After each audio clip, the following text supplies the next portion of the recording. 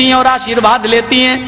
تو رام چندر جی نے اپنی پتنی کو جھکنے نہیں دیا, دونوں کاندھے پکڑ کے ان کو اٹھا لیا اور فرمایا رام رامائی نمہ رام رامائے ستیم استی.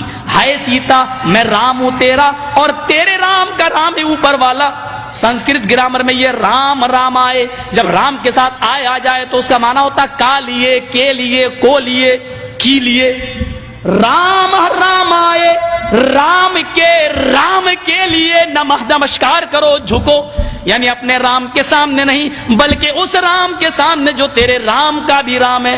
اے سیتا میں تیرا رام ہوں اور تیرے رام کا رام ہے اوپر والا. رام رامائے نمہ, اپنے رام کو پرنام نہ کر بلکہ اس رام کے سامنے جھک جو تیرے بھی رام کا رام ہے. اس لیے ہندوؤں میں جب کوئی مر جاتا تو کہتے ہیں رام رام ستیہ ہے. ارتھی دیتے وقت شمشان گھاٹ میں لے جاتے وقت کیا کہتے ہیں رام رام ستیہ. اب بدل دیا, کہنے لگے رام نام ستیہ ہے.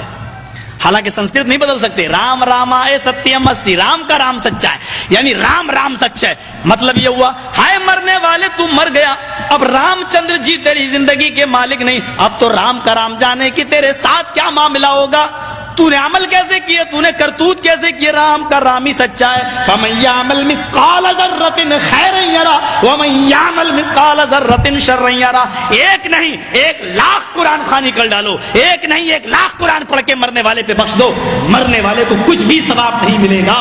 اس کی اپنی زندگی میں جو اس نے عمل کیے ہوں گے وہی اس کے کام آئیں گے. اگر قرآن خوانی کر کے کسی کو بخشنے سے ثواب ملتا ہوتا اور کوئی آدمی جنت میں جانے والا ہوتا, قرآن کے بخشنے سے تو اندرا گاندھی تو جنت الفردوس کی وارث ہو جائے گی. ہمارا باپ مرتا ہے تو ایک قرآن پڑھا جاتا ہے نا, اندرا گاندھی مری تو ضمیر فروش کٹھ ملاؤں نے, اپنے ضمیر اور اپنے ایمان کو بیچنے والے ملا اور مولویوں نے اس کی سمادھی پر 3 قرآن خوانی کی ہے, صرف کانگریس سے پیسہ وصول کرنے کے لیے. 3 قرآن, ایک قرآن جس پر پڑھ کے بخش دیا جائے تمہارا باپ جنت میں چلا جائے, 3 پڑھے جا رہے ہیں, کیوں نہیں جائے گا صاحب؟ وہ کافر ہے. کافر کہاں ہے؟ نہیں, وہ کلمہ نہیں پڑھتا. جو کلمہ تم پڑھتے ہو وہ بھی تو وہی کلمہ پڑھتا ہے.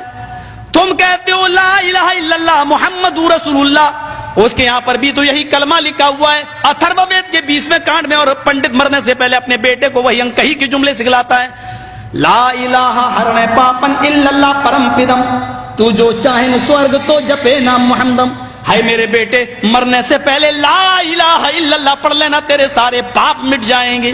لا الہ ہرنے پا الا اللہ, لا الہ ہرنے پاپن الا اللہ پرم پدم, لا الہ الا اللہ پڑھ لینا, تیرے سارے پاپ ہر ہو جائیں گے, مٹ جائیں گے. یہی تو اللہ کے نبی نے کہا تھا ان الاسلام یہدم ما کان قبلہ, اسلام لے آؤ. اسلام کب لایا جاتا ہے؟ جب کلمہ پڑھا جاتا ہے. ما کان قبلہ, جتنے بھی گناہ تم نے کیے ہیں سارے کے سارے گناہ معاف ہو جائیں گے. جو کلمہ تم پڑھتے ہو وہی تو وہ بھی پڑھتے ہیں. فرق اتنا ہے. دلیل کیا ہے؟ تم کھڑی مورتی کی پوجا کر رہے ہو, وہ پڑی مورتی, ایک پڑی مورتی کی ایک کھڑی مورتی کی. یہ شنکر بھگوان کی مورتی ہے, یہ بڑے پیر صاحب کا یا نظام الدین اولیاء کا مزار ہے,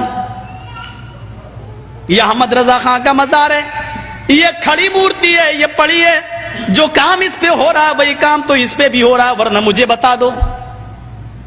ہندو چندری چڑھائے مورتی پہ تو کافر, تم چادر چڑھاؤ تو پکے مسلمان, وہ ہار ڈالے تو کافر, تم پھول برساؤ تو پکے مسلمان. یہ کوئی چیز کھانے کی مورتی پہ چڑھائے تو کہے پرساد, پرساد کھانا حرام. یہاں پر کوئی چیز چڑھائی جائے اس کو کہو تبرک ہے, اور یہ کھانا بڑا مبارک. ہندو مورتی دھو کر اس کا پانی پیے اور کہے کہ یہ گنگا جل سے زیادہ پاک پوتر ہے, اس سے بیماریاں صحیح ہو جاتی ہیں.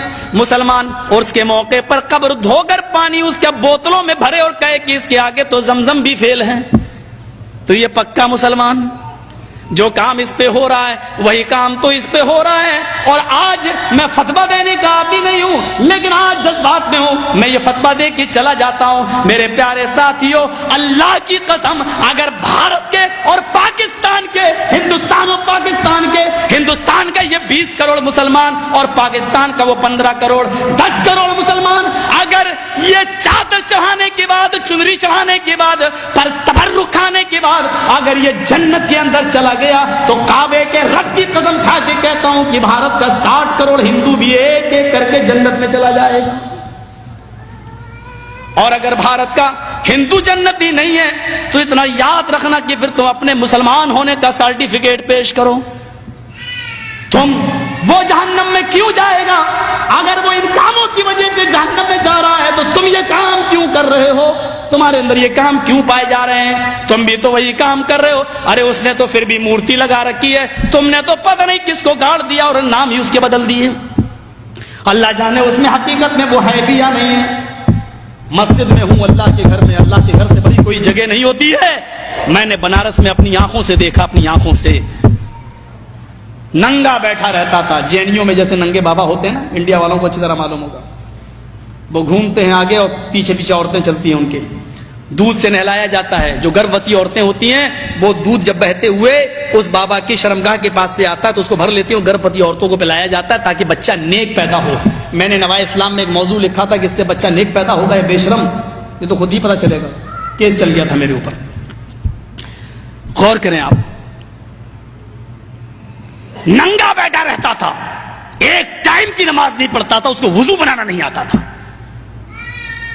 مر گیا جب وہ، اس کا مزار بنا دیا گیا. 3 سال کے بعد اس کا نام رکھ دیا گیا ننگا بابا. نام بھی ہے ننگا بابا. ان کو نام بھی ایسے ہی ملیں گے، اللہ کی قسم ان کو صحیح نام بھی نہیں مل سکتے. ننگا بابا. ذرا بتاؤ کہ ننگا رہنا کون سی شریعت میں ہے؟ کون سا مذہب ننگا رہنے کی تعلیم دیتا ہے؟ کون سی تہذیب ننگا رہنے کی؟ اور یہ نام تک رکھا گیا ننگا بابا. بابا پر رکھا ہوا ننگا بابا باقاعدہ.